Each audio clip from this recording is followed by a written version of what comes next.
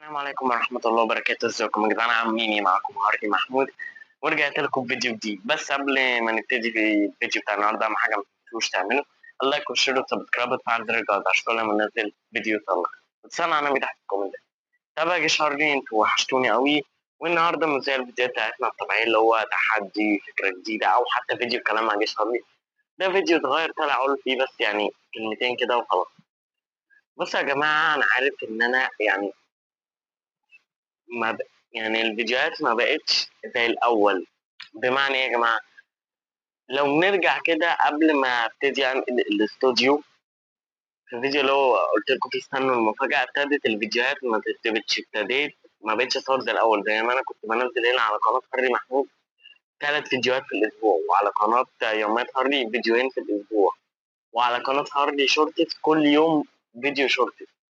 لكن من ما ابتديت أنا الاستوديو من بعد فيديو استنوا المفاجأة، والفيديوهات ما بقتش زي الأول. يعني هنا ما بقيناش نصور 3 فيديوهات على قناة هاري شورتس، ما بقاش ينزل فيديو شورتس كل يوم.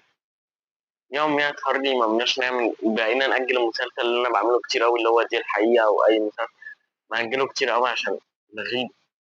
طب ليه كل ده بيحصل؟ بص يا جماعة، أنا عايز أقول لكم إن الاستوديو خد وقت طويل وخد حاجات كتير عشان يتنقل، وهحاول أعمل لكم حاجة جديدة. بعد ما نقلت الاستوديو حصلت شوية حاجات، حصلت شوية ظروف، وبعد كده تعبت. فحصل حاجات كتير أوي يا جماعة هي اللي خلت الفيديوهات ما بقتش مظبوطة. حتى لما رجعت لكم، يعني لما رجعت لكم تقريبا بالفيديو اللي عملته اللي هو الكلام مع جيش اللي قلت لكم هحاول أعمل لكم فيديو هنا ينزل كل أسبوع لغاية ما أحاول أظبط الدنيا ونرجع زي الأول. عملت كده، يعني عملت كده تقريبا أسبوعين ورا بعض، بعد كده برضه ابتديت أغيب تاني. فيا جماعة بس شوية مشاكل، ظروف، تعب يعني.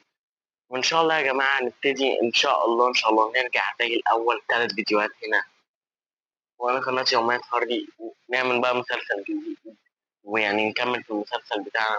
وعلى قناة هارشوف إن شاء الله نرجع ننزل كل يوم فيديو. إن شاء الله يا جماعة نرجع زي الأول وأحسن كمان إن شاء الله. وهحاول ما أغيبش عليكم فترة هنا.